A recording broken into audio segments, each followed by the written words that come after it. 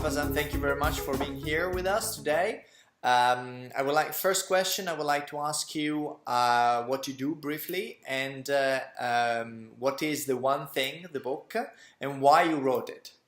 Okay. Well, I'm an author. My partner, Gary Keller, founded a large real estate franchise company in the United States. We're currently #1 in North America. And he and I, for the last 10 years, have been writing books. And we've written 12. And our most recent one is called The One Thing, or in Italian, una cosa sola. And we came out last April. And it has been a #1 bestseller on several lists, including the Wall Street Journal. Right. We wrote this book. We started over 5 years ago researching it. And I felt like when Gary suggested we write a book about how to bring priority and power habits to your life, I've been in publishing for 20 years. I was like, wow, that's it. That's your one thing, Gary, because he's a smart guy, but he's not it's not intelligence that's made him successful. Right. It's his ability to identify the thing that matters most and stick on it longer than anyone else. So this book is truly what I think has been the key to his success. And I've been working with him for 10 years. So it was coming from the heart. And as you know, in today's age, business people, it's very hard to find focus on what matters most because we have a lot of things to juggle. So that's why we wrote it, because it's a huge, challenging time to be a business person. There's so many demands on our time between family and work that it's very hard to find focus for one big thing. Right. So how do you choose the one thing? What are the parameters for choosing one thing? Well, one of the lies we identify in the book, we feel like a lot of people, because they're acting from urgency, they're acting from a sense of having too many things to do, they don't always stop and identify the things that could help them most. Are you familiar with Pareto's principle? Yes. Right. It's out there a lot. Well, we want people to take that to an extreme and identify the one thing they can do such that by doing it, everything else will be easier or unnecessary. It's essentially Pareto's principle, but applied all the time. So if I'm going to work, what's the one thing I can accomplish today that will further my goals for my business and my life the most? Most people just don't stop to ask that question. It's as simple as that, because 99% of the time in our consulting over the last 30 years, people know their answers, and they feel guilty about not doing it, or they don't like the answer, so they try to find other things to do. Right, yeah. Because the things that we need to do most aren't always the things that we want to do. Okay. As you know, we in Novaxa we deal with habits in people. So I'm asking you, what are the ineffective habits of people that do multiple things all the time? Well, you hit it. The second lie we identify is multitasking. Right. When you have a lot on your plate, the first thing you do, I think, is do the unimportant things because you can cross them off faster. And that's about Pareto's principle. We want you to do the most important thing. The second thing that people do, they look at all the stuff they have to do, and they're like, well, I'll just do 2 things at once. That's one way I can do it. But there is so much research now, despite what people will say, that multitasking costs you time, it costs you effectiveness, and it's how loose ends pile up.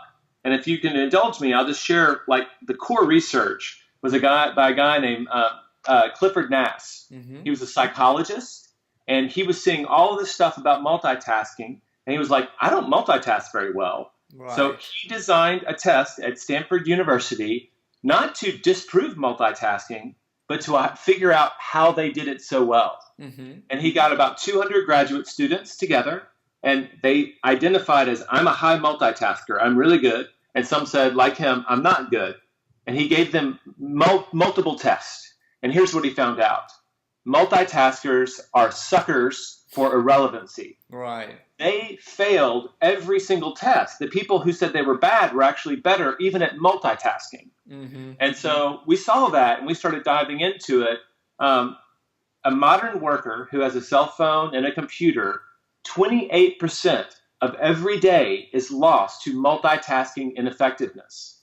We don't realize it, but when we're switching back and forth, we have to reorient to the new rules. Right. That's lost time. And the example I use, have you ever been writing an email?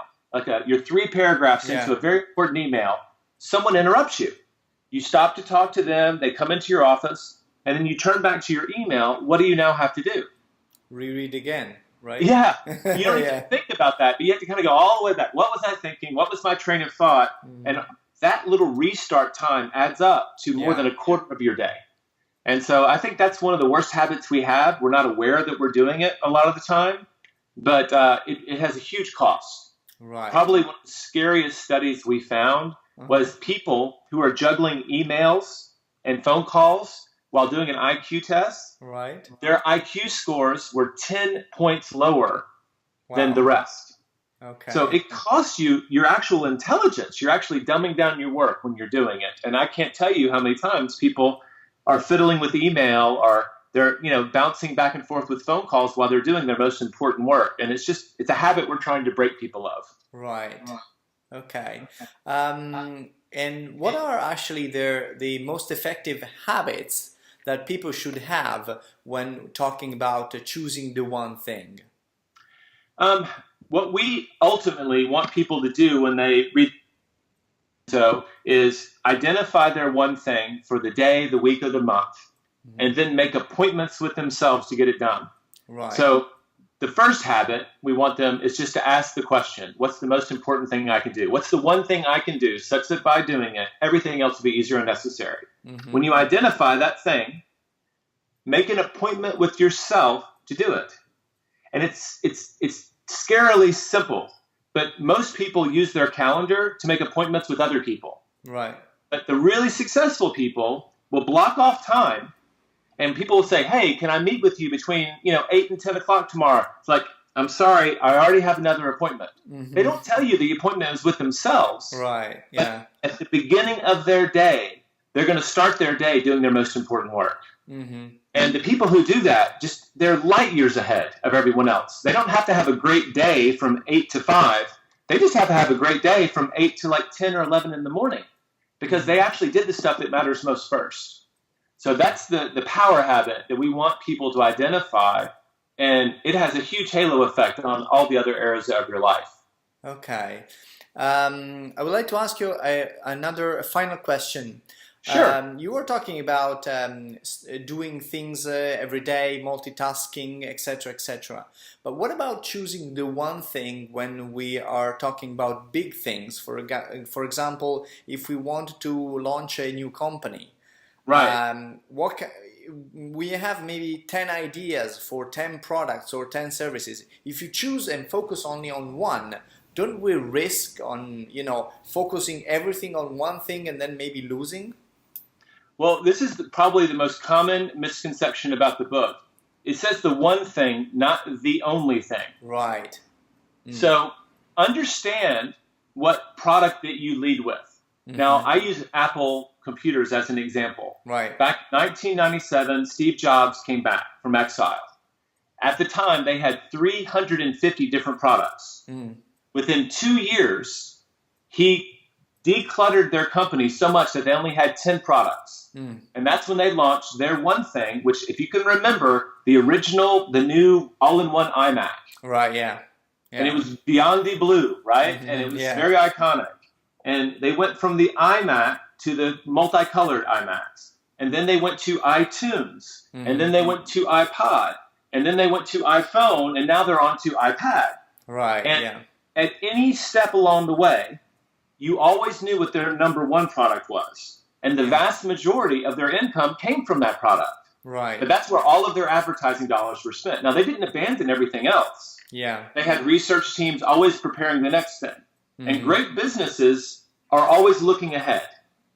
And I can just cite story after story from, the Vanderbilts to whomever, of people who saw that their one thing was in danger, and they understood how they had to pivot to the next thing. Yeah, okay. That's a business discipline. So it's not the only thing, but you want to give disproportionate time and effort to the thing that matters most. Okay.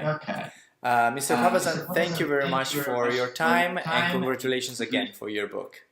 Thank you so much for having me. It was really nice talking to you today.